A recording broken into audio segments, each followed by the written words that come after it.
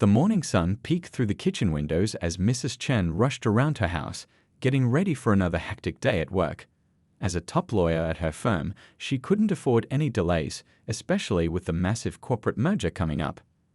But being a single mom to her 6-year-old daughter, Lily made every morning feel like a carefully planned military operation. "Mommy, I don't want a new nanny," Lily whispered, pushing her cereal around the bowl.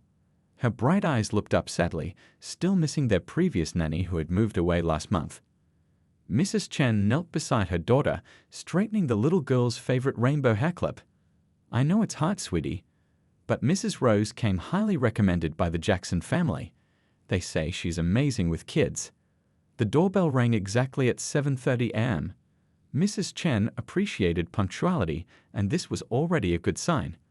Opening the door, she met Mrs. Rose, a woman in her 50s with kind eyes and a warm smile that immediately lit up her face. She wore a simple blue dress and carried a worn leather bag that seemed to burst with books and what looked like craft supplies. "Good morning," Mrs. Rose said softly, her voice carrying years of experience working with children. "You must be Mrs. Chen, and this little angel hiding behind you must be Lily." She bent down slightly, giving Lily a gentle wave. Lily, usually shy around strangers, peeked out from behind her mother's legs. Mrs. Rose pulled out a small paper butterfly from her bag.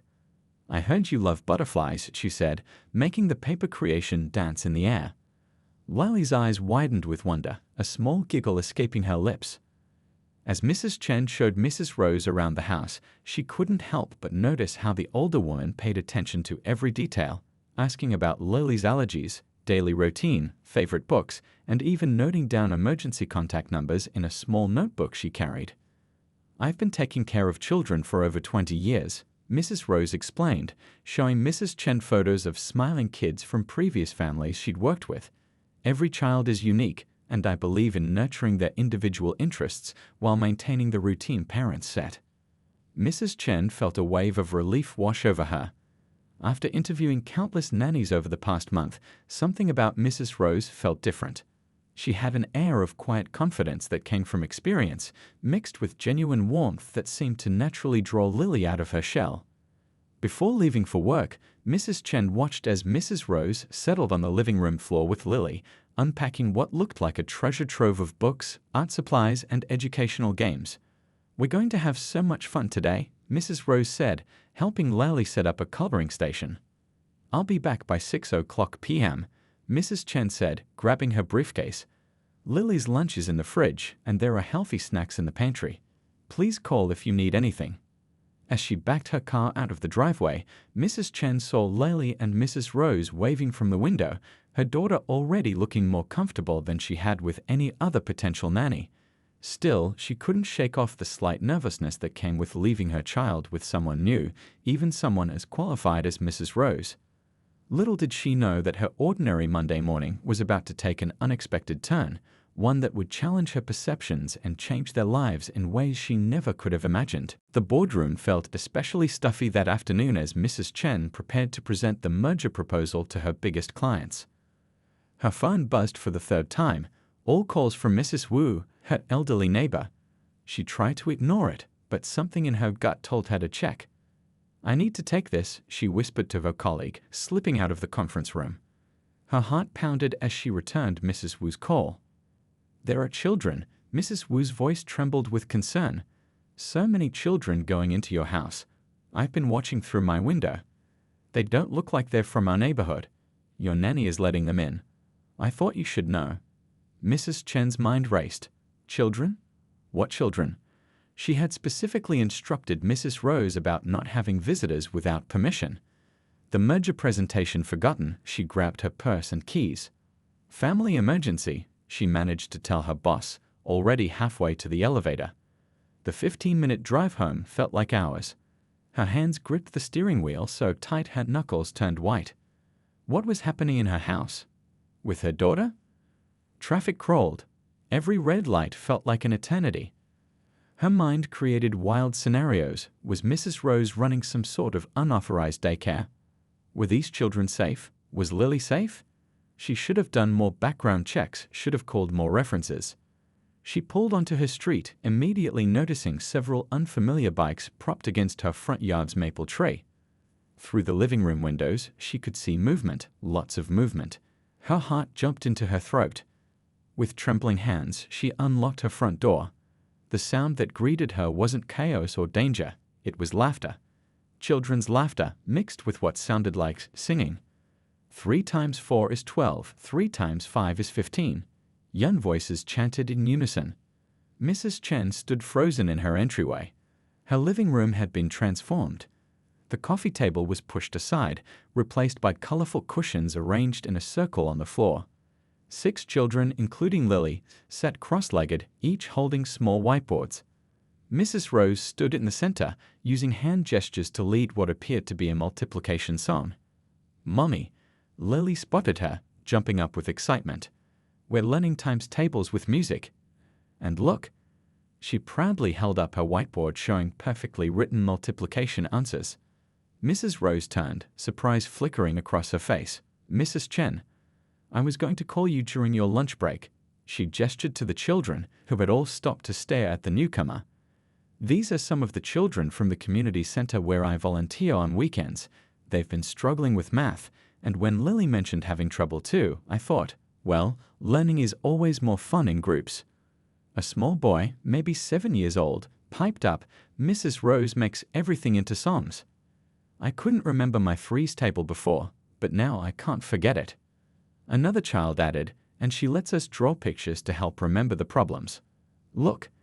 She held up a paper showing flowers grouped in multiplication sets. Mrs. Chen slowly took in the scene, the happy faces, the educational posters Mrs. Rose had somehow put up, the healthy snacks arranged neatly on a side table, and most importantly, Lily's beaming face. Her daughter, who usually hated math practice, was actually enjoying it. The terror that had gripped her during the drive home began to dissolve, replaced by a complex mix of emotions: relief, embarrassment about her assumptions, and something else. Shame about how quickly she jumped to conclusions based on her neighbor's suspicious call. "Mrs. Chen," Mrs. Rose spoke softly, approaching her. "I apologize for not asking permission first. I know this isn't what we discussed this morning. But when I saw how Lily struggled with her math worksheet, and knowing these other children needed help too, I thought we could try something different. I have all their parents' contact information and permission slips from the community center. I can show you." The other children had returned to their math practice, now working quietly in pairs, helping each other solve problems. Lily sat between 2 girls, explaining a multiplication trick Mrs. Rose had taught them, her face glowing with confidence. Looking at her daughter, happy, engaged, and learning, Mrs. Chen realized this unexpected situation was about to lead them all down a path she never could have anticipated. A path that would challenge her perceptions and change their community in remarkable ways. Mrs. Chen sat at her kitchen counter, watching the impromptu learning session unfold in her living room. Mrs. Rose had explained everything: how she'd spent 20 years as an elementary school teacher before switching to nanny work, how she still volunteered at the community center on weekends, and how she recognized the same struggles in Lily that she saw in her weekend students. These children just need a different approach, Mrs. Rose explained, her eyes lighting up as she spoke. Some learn better with music, others with pictures. The key is finding what works for each child. A small girl in a purple sweater raised her hand excitedly. "Mrs. Rose, can I show Mrs. Chen my reading progress?" Without waiting for an answer, she pulled out a notebook filled with stickers and carefully written sentences. "Last month I could only read little words. Now I can read whole stories." Mrs. Chen flipped through the notebook, noticing the steady improvement in handwriting and vocabulary. "This is amazing," she said softly. "And you've done all this in just a few hours today?" Mrs. Rose smiled, shaking her head. "Oh no, I've been working with these children at the community center for months. But there, we only have 2 hours on Saturdays.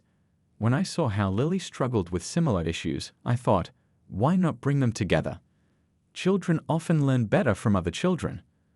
As if to prove her point, Lily was now helping a younger boy sound out a difficult word using the same finger-pointing technique Mrs. Rose had taught her. The pride on her daughter's face made Mrs. Chen's heart swell. "Mom, can they come back tomorrow?" Lily asked, bouncing on her toes. "We're going to start a book club. Mrs. Rose says we can each pick a story to read together." Before Mrs. Chen could respond, the front door opened and another parent arrived to pick up their child. It was Mr. Patel from the convenience store down the street. His daughter, the girl in the purple sweater, ran to him with her notebook. "Look, Papa, I read 3 whole pages today," she beamed, pointing to her stickers. "And I helped teach Lily a new word too." Mr. Patel's eyes grew misty as he looked at his daughter's work. "I've been trying to help her after the store closes," he told Mrs. Chen, "but with English being my second language. Mrs. Rose has been a blessing at the community center." But this is even better. One by one, other parents arrived. Each had a similar story, working long hours, struggling to afford tutoring, watching their children fall behind in school. Mrs. Rose had been their children's lifeline at the community center, but 2 hours a week wasn't enough. A mother who worked 2 jobs fought back tears as she hugged Mrs. Rose. "My son hated reading before he met you. Now he reads menu items for me at work. He's teaching his little sister too." The last child gathered his books, proudly showing off his multiplication worksheet before leaving. The living room, now quiet, still hummed with the energy of learning and laughter that had filled it all afternoon. Mrs. Chen turned to Mrs. Rose, who was quietly straightening the cushions. "I think," she said slowly, "we need to talk about expanding this program." She gestured to her large living room. "This space sits empty all day, and clearly there's a need in our community." Mrs. Rose's eyes sparkled. "I was hoping you'd say that. I have so many ideas for reading groups, math workshops, even science projects. These children are capable of so much. They just need a chance." Looking around her transformed living room, Mrs. Chen saw not just a tutoring space, but a future community center. A place where children could learn, grow, and help each other succeed. Where parents could find hope and support. "Well," she smiled, picking up a stray multiplication worksheet. "I guess we'll need more cushions. And maybe some proper desks. And definitely more of those stickers everyone loves so much." Mrs. Rose laughed, pulling out her planning notebook. "Just wait until you see what these kids can do with the right support. They're going to change this community, one lesson at a time." That evening, after Lily had gone to bed, Mrs. Chen sat alone in her study, staring at her laptop screen without really seeing it. The events of the day kept replaying in her mind, each scene bringing a fresh wave of uncomfortable realizations about herself. She opened her phone and reread Mrs. Wu's message. "There are children. They don't look like they're from our neighborhood." The words made her stomach twist. Why had those words sparked such immediate panic in her? Why had her mind jumped to the worst conclusions? She remembered her frantic drive home, the scenarios she'd imagined. None of them had involved what she actually found. A dedicated teacher helping children learn. She'd been ready to fire Mrs. Rose on the spot, all because of what? A neighbor's prejudiced concern about children who didn't look like they belonged. Her fingers hovered over her keyboard as she began typing an email to her firm. She'd left the merger meeting so abruptly, she owed them an explanation. But as she wrote, she found herself typing something entirely different. To the Partners Committee, "For years, we've discussed community outreach programs. Today, I witnessed something in my own home that made me realize we've been thinking too small."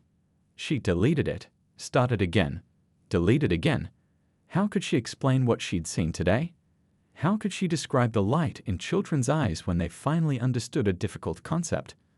The pride in parents' faces when they saw their children's progress. Her phone buzzed, a message from Mr. Patel. "My daughter read herself a bedtime story tonight. First time ever. Thank you for letting this happen in your home." Tears pricked at her eyes. She thought about her own childhood, her parents working multiple jobs, the struggle to keep up in school without help at home. She'd been lucky. A teacher had noticed her potential and stayed after school to help. That one person's kindness had changed her life's trajectory. And now, decades later, she'd nearly stopped the same kind of kindness from reaching other children. All because of unconscious biases she hadn't even realized she carried. She opened her laptop again, this time pulling up property listings in the neighborhood. Her living room was too small for what she envisioned. They needed a real space with proper classrooms, a library maybe. Her phone buzzed again. A message from Mrs. Rose with a photo attached. It showed Lily helping the younger boy with reading.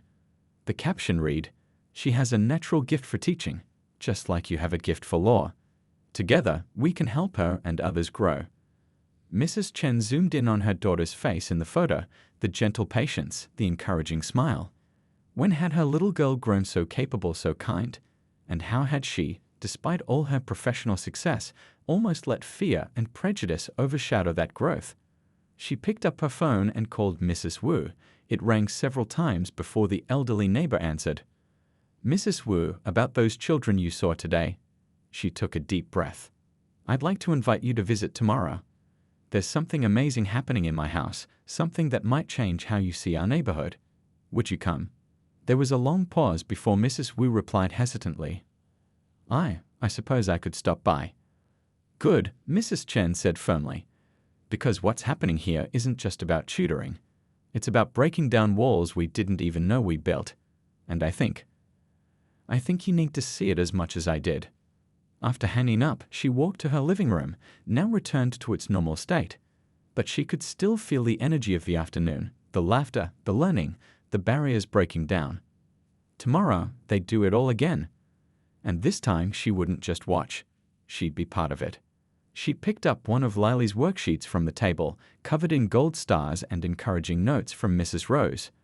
At the bottom, in her daughter's careful handwriting, was a sentence. "I want to be a teacher like Mrs. Rose." Mrs. Chen smiled, feeling a shift in her heart, a breaking down of old thoughts and the building of new understanding. Sometimes the best lessons weren't found in boardrooms or legal briefs, but in the simple act of opening your door and your mind to new possibilities. Word spread through the neighborhood like wildfire. It started with whispers at the local grocery store, conversations at the bus stop, and excited chatter at school pickup times. "Have you heard about what's happening at the Chen house?" 3 weeks had passed since that first afternoon, and Mrs. Chen's living room had evolved into something extraordinary. The formal furniture was now pushed against the walls, replaced by donated folding tables and mismatched chairs.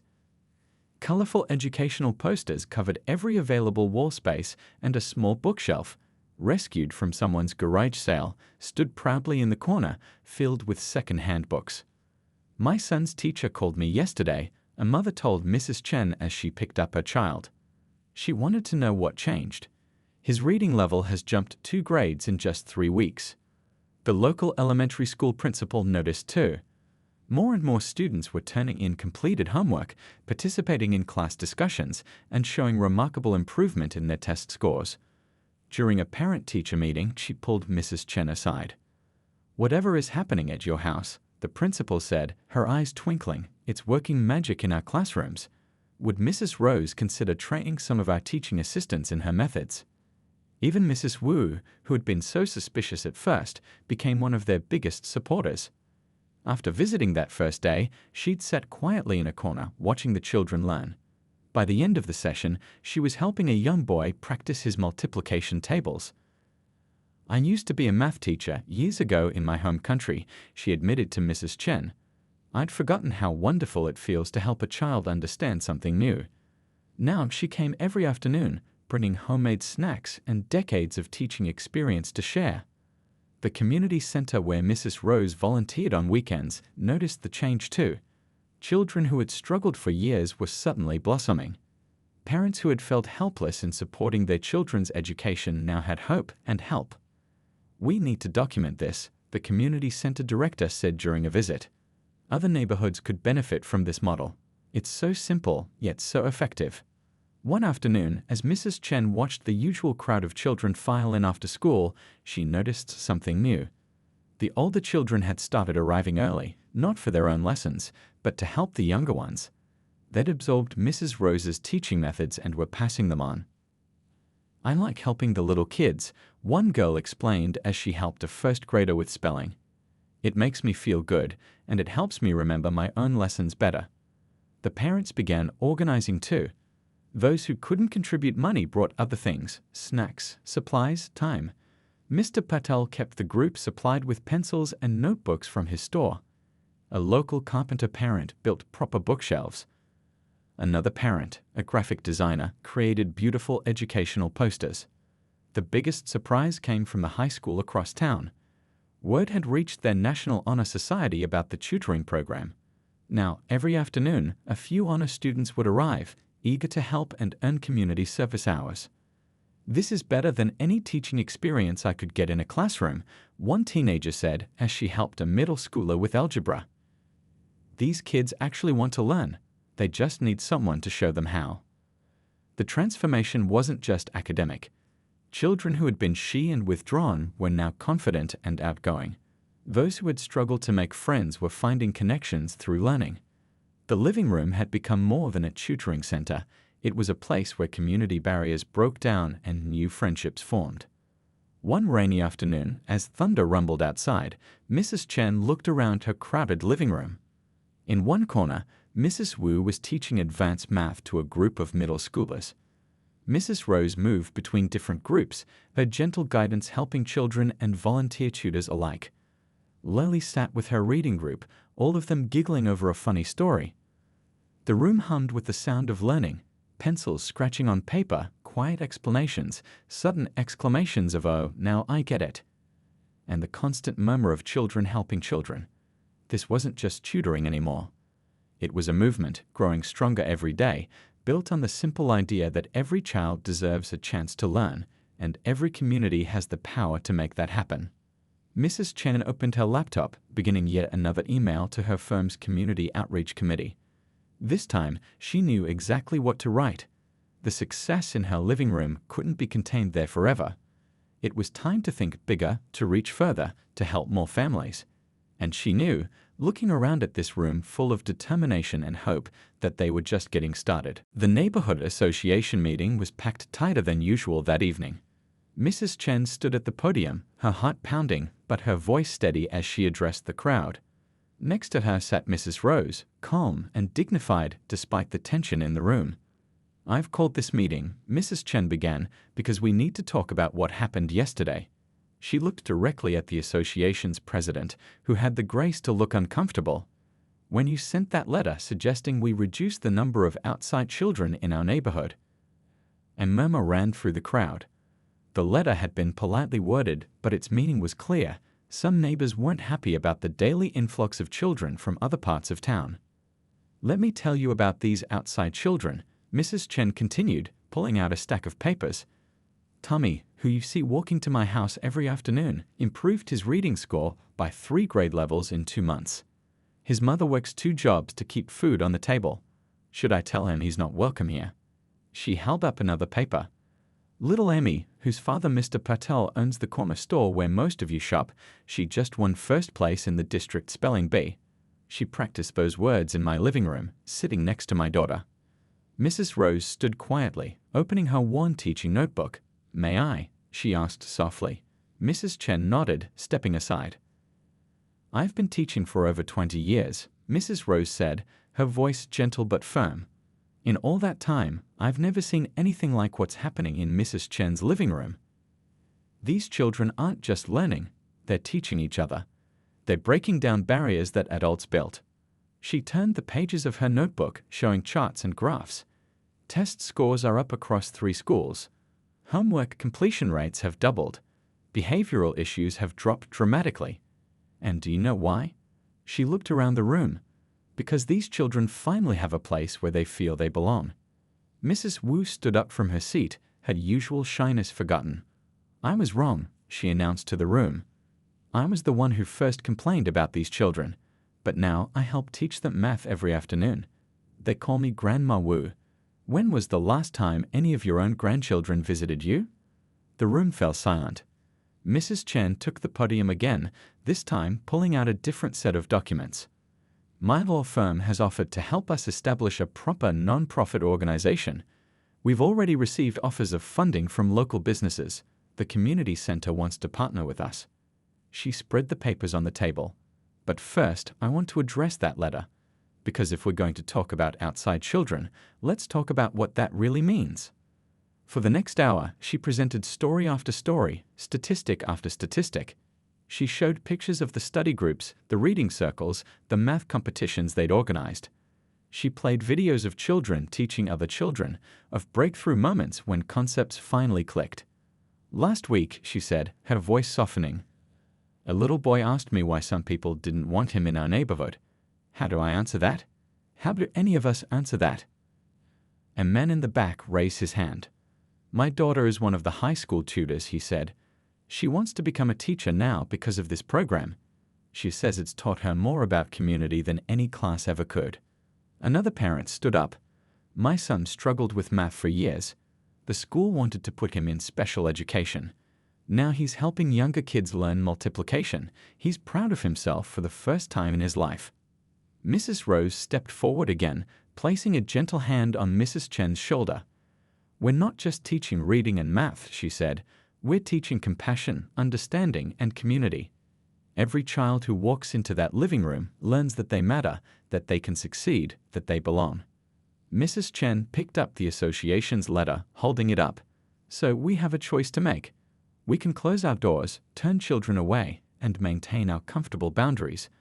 Or we can recognize that real community has no boundaries, only opportunities to grow stronger together. She pulled out one final document. I've already purchased the empty building on Oak Street. It's going to become our new learning center.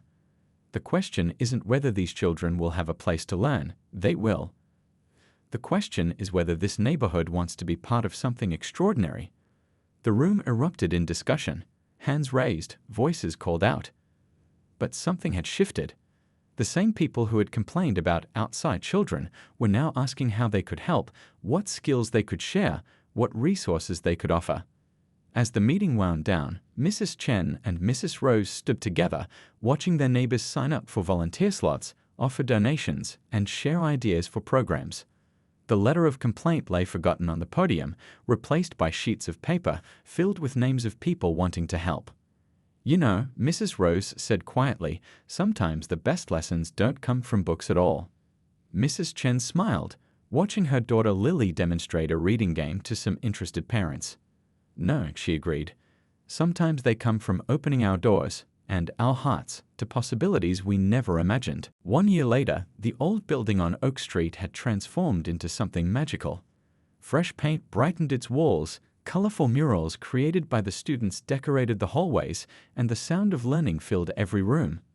Above the entrance, a new sign read, Community Bridge Learning Center, where every child matters. Mrs. Chen stood in what used to be her living room, now emptied of the makeshift tutoring setup. The furniture was back in place, but something felt different. The room held memories of countless breakthrough moments, of children discovering their potential, of a community coming together. Mom, we're going to be late for the ceremony. Lily called from the doorway, practically bouncing with excitement. At 7 years old now, she'd grown into a confident young girl who spent her afternoons helping younger children with their reading at the new center. The grand opening ceremony for the official learning center was scheduled for noon. As they drove there, Mrs. Chen couldn't help but marvel at how much had changed in just 1 year. The neighborhood that had once been divided was now a model of community cooperation. They pulled into the parking lot, already full of cars and decorated with balloons. Mrs. Wu stood at the entrance, greeting families with warm hugs. She'd become the center's official math program coordinator, running training sessions for other retired teachers who wanted to volunteer. Inside, the transformation was even more remarkable. The once empty building now housed proper classrooms, a library filled with donated books, and a computer lab funded by local businesses. But more impressive than the physical changes were the people who filled it. Mr. Patel had closed his store early to attend. His daughter, now a confident fourth grader, was giving tours to visitors, proudly showing off the reading corner where she'd first learned to love books. High school students who'd started as volunteer tutors now ran their own programs, teaching everything from basic coding to art classes. Mrs. Rose stood in front of the main classroom, surrounded by her original group of students, now mentors themselves. Remember when we started in Mrs. Chen's living room? She asked them, smiling. Look how far we've come. The ceremony began with speeches, but not from the usual officials. Instead, the children spoke. One by one, they shared their stories of struggling with school, of feeling left behind, of finding hope in a crowded living room where someone finally believed in them. Before I came here, one boy said, his voice clear and confident, I thought I was bad at learning. Now I know I just needed to learn differently.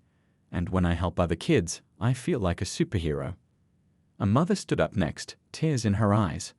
My daughter couldn't read last year. Now she reads bedtime stories to her little brother. She says she wants to be a teacher like Mrs. Rose. The local school principal shared the statistics, test scores up across all grades, attendance improved, behavioral issues down. But more importantly, she talked about the change in school culture. Students were helping each other, creating study groups, sharing what they'd learned at the center. Mrs. Chen watched as Lily led a group of younger children in a reading demonstration, using the same techniques Mrs. Rose had taught her. Her daughter had found her calling, not following in her mother's legal footsteps, but blazing her own trail as a young teacher. The mayor presented them with a community service award, but Mrs. Chen barely heard his speech. She was too busy watching the real story unfold around her, former problem students now confidently tutoring others, parents who'd once felt helpless now actively involved in their children's education, neighbors who'd once complained about outside children now volunteering their time and skills. As the ceremony ended and families mingled over refreshments, Mrs. Chen found herself back in the main classroom. New posters covered the walls, but one caught her eye. A collection of photographs showing their journey from that first afternoon in her living room to today. We did it, Mrs. Rose said softly, joining her. Though I think we're just getting started. Mrs. Chen nodded, watching through the window as children played in the center's new playground, built by community volunteers. You know what amazes me most, she said. It all started because my neighbor made a prejudiced phone call. Sometimes the best things grow from the most unlikely beginnings. A small girl tugged at Mrs. Chen's sleeve. Can you help me with my homework? She asked shyly. I want to be a lawyer like you when I grow up. Mrs. Chen smiled, taking the girl's hand. Of course, and maybe you'll be an even better lawyer because you'll remember what we learned here, that every person deserves a chance to shine and that sometimes the biggest changes start in the smallest places. As they walked to a study table together, Mrs. Chen caught sight of the center's motto, painted in bright letters on the wall, Education bridges all divides. Below it, someone had added in smaller letters, it started in a living room. And that living room, though empty now of its makeshift classroom, would forever be filled with the echoes of laughter, learning, and the sound of barriers breaking down, one lesson at a time.